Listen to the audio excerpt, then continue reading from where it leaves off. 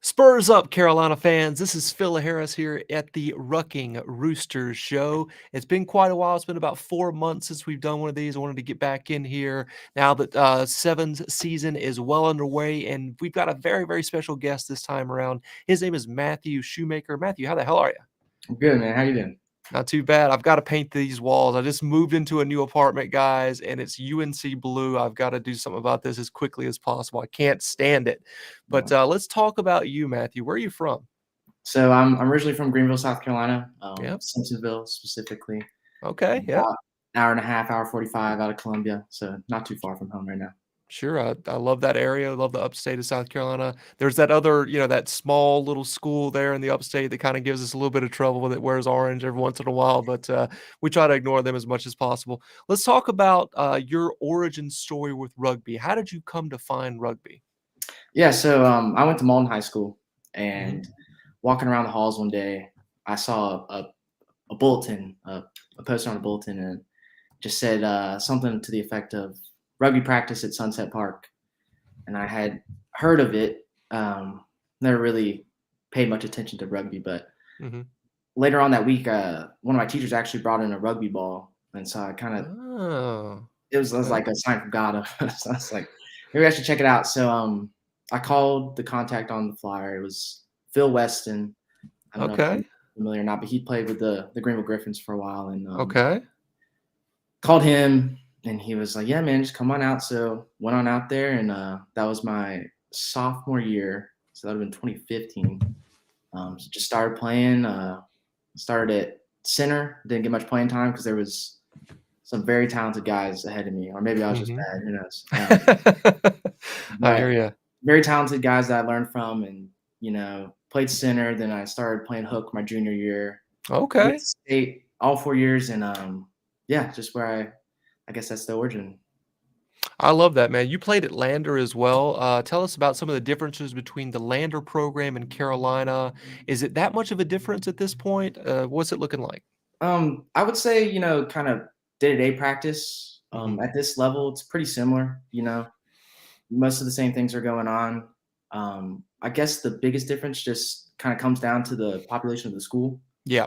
USC, we're able to field, borderline 4 sides for sevens, and then it's incredible. Yeah, 3 sides for 15. So I guess that's the biggest difference, and everything that comes along with that.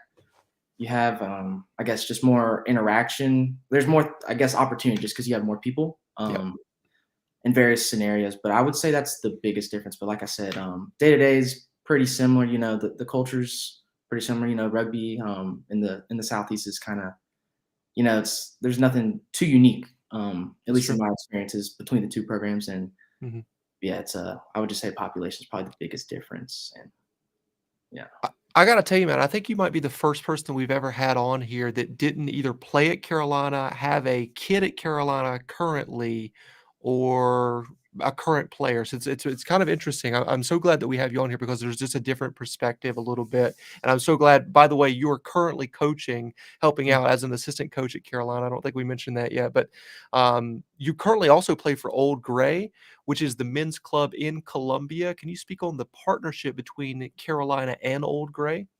Yeah. So I would say, I guess the past graduating seniors probably had more affiliation just because they've been around longer, but there's still guys on Carolina's team who know the guys on Old Gray, vice versa. There's a lot of alumni, or maybe not a lot, but there's a few alumni who have come to Old Gray, and hopefully more do. But yeah, and then we also we played in the alumni match with them, like, kind of just tagging in. Yeah. And then they played another match with they kind of filled in a side for Kennesaw. We get to run around with each other, and it's nice to get out there sometimes with the USC guys and play with them, play against them. Yeah, for sure. I think that synergy definitely exists, but it should be strengthened as well. I wanted to give a shout out to Robert Balmer, who plays occasionally for Old Gray, obviously a Carolina alumni, the president of the Board of Trustees. His banner is below here, scrolling across. He is a sponsor of the show, Balmer and Associates Insurance Brokers. That number is down there for all of your insurance needs. How did you get involved in coaching? What's that transition been like? Yeah, so I moved to Columbia in the early summer of 21. Okay. And for about 6 months, I was kind of, getting situated in my job and everything, and wasn't playing with Old Gray yet. I think I'd been out to a couple practices, but was just a little busy. And then I figured I'd try to find a way to still be involved with rugby because it's been a part of my life for so long. And I had known Coach John Roberts from his Furman days. Mhm. Just Greenville rugby in high school. They would do South Greenville rugby specifically when it was that. We would do little things with Furman here and there, run around with them, and eventually I got to be a ball boy for him. And so I had known of John Roberts. I wouldn't say Yeah. close, but actually a mutual family friend of mine and him kind of were like, hey, you should go over and see if John could use some help or something like that. And so I called him, got his email and everything. Mhm. I was just like, hey, I'd like to be involved, and I know there's some good big things going on at USC, and I just kind of love to be a part of it. And he was like, yeah, we could definitely use you and try to develop whatever you need. Yeah. Mhm. I gotta say, man, like, with Carolina having basically 4 sides for 7s and then 3 for 15s, there's definitely a need to have, coaching help, for all of those guys. Because John Roberts is amazing. He does a fantastic job, but he's only one guy out there. So you definitely need some more people helping out, and I'm so glad that you're able to do that and help out with the Carolina rugby program. What have you learned overall since starting your coaching journey? So I think the biggest thing is how to analyze and then communicate what you've analyzed. Mhm. That's something that I hadn't really even thought about before. I mean, this is the first coaching experience I've had. Mhm. So it's things you kind of don't really think about till you're there, and that was kind of hard for me at first. Just like I said, communicating the things that I've analyzed, and it gets easier with time. And obviously, watching John do what he does, it's easy to learn from him. Like he does everything right, and Jeff Smoker's out there too. There's Mhm. um, Nathaniel Edelson. He's from BYU. He's a fantastic talent, and I can piggyback off of him. And there was Luke Harris, an alumni. Yep. Just the collaboration out there and stuff really has brought me a long way just in the coaching and helping those guys out so they can be most effective when it comes to game time. Yeah, that's great. We've had Luke on the show before. Really enjoyed talking to him as well. What is your specific role as an assistant coach? What does that entail exactly? Yeah, so basically practice to practice is kind of going along with John and going out, setting up drills, watching drills, seeing what I could make pointers on, for the newer Mhm. guys, that's usually easier, it's like correct the pass, simple things like that. And then Mhm. with the more advanced guys, it's kind of like spacing and, more intricate things that they could work Okay. on. I think one of the main things that um, I enjoy doing is, motivation, especially at games. I Mhm. like being vocal. I think that really helps guys out. I know that's was a big role when I was playing. I took on was just trying to be as vocal as I can and really, I guess, more or less amping the guys up. I think um, that's something that I do a lot. Very good. Are you more of like a backs or a forwards coach, or are you just kind of float everywhere? Yeah, I float mostly during 15s. I stay with John in forwards. Right Mhm. now in sevens, I kind of take on the more of a development role with the Seaside guys, lower B Okay. side.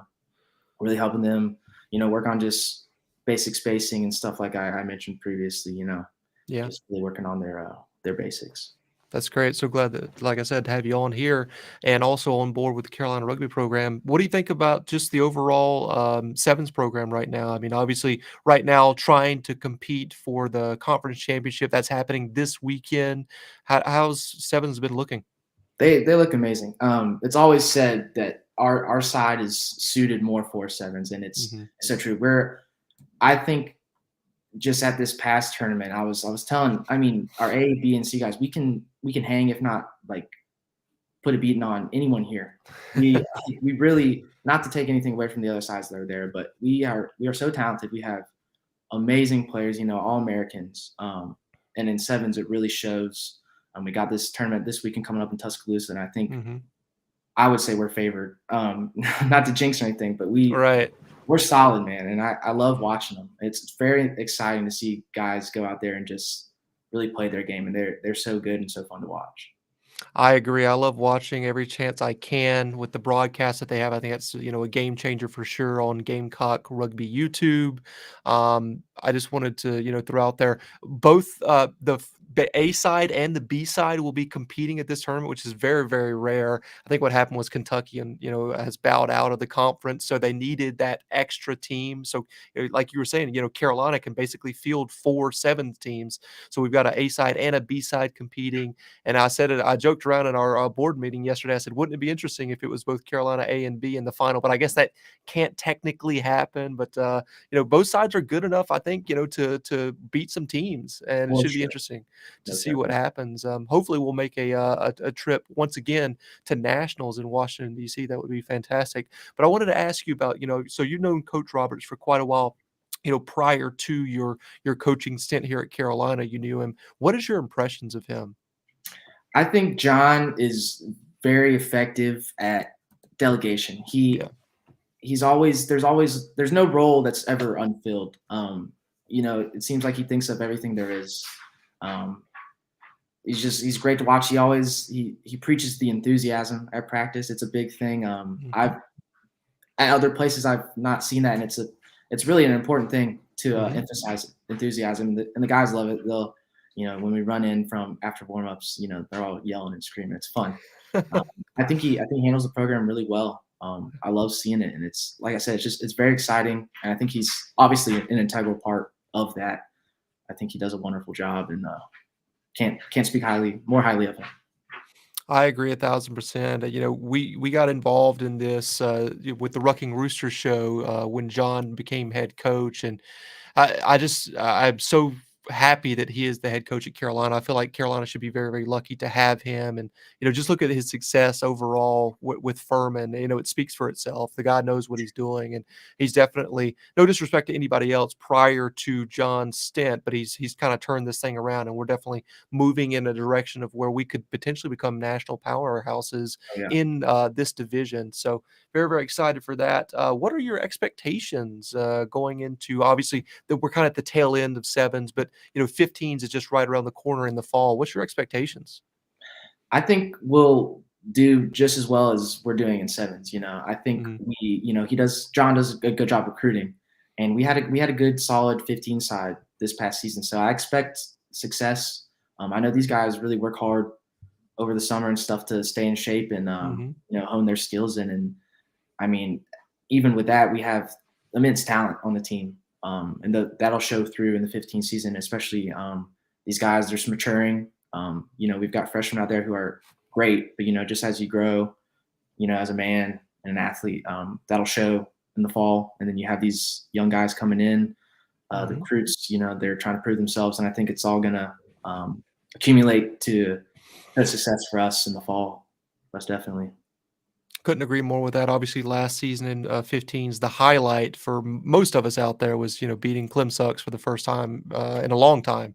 So that felt really good. Hopefully, we can make that 2 in a row. That would be fantastic. But, just final thoughts here. If there was a high school or even a transfer student out there watching this, what would you say to them about coming to Carolina and playing as a Gamecock rugby player? So I kind of touched on earlier, the enthusiasm at practice it's something that is, I don't know if you'd find it many other places. I Yeah. really don't know. Everyone, there never seems to be a head hanging or anything at practice. It's always people are live, ready to go. The leadership on the team is Hmm. impeccable. Yep. Guys, they can coach themselves basically. You have that leadership on the team. So if you're looking to develop as a player, as a person, um, I can't think of many places that would be better. And then, like I mentioned earlier, also the population of the school allows for us to have the size on the Yep. team. So you're gonna have a chance to develop at whatever skill level. And there's always a chance to, get bumped up side to side. It happens all the time. Mm-hmm. Like I said, I guess I can't think of anywhere better, honestly. That's what I would say. I love that, and this is coming from somebody that didn't play at Carolina, is a Lander guy, so I think that's really, really high praise, and I hope that people that watch this that are interested in Carolina continue to pursue it and become, Gamecocks in the future. I think that would be fantastic, but, just speaking about before we close out of here, I wanted to mention that, Grant Howard, leadership on the team, Dan Golden, leadership on the team, those guys, we've had them on this show many, many times, and I just can't speak highly enough about those guys. And what you're talking about is, in practices and the enthusiasm. The coach can do that, but the best programs in the country for really any sport is player driven. So I mean, the coach can do all kind of great stuff and make up the great back plays or whatever you want to call it, do some excellent stuff with set pieces, but ultimately it is the accountability and the enthusiasm of the student athletes to kind of push it forward. And what you're talking about is very, very encouraging stuff. Because I'm not down there all the time. I don't get to see the practices. So what I'm hearing is music to my ears, and I think it's a testament to the great leaders that we have on this team. Yeah, So, they're the best. absolutely.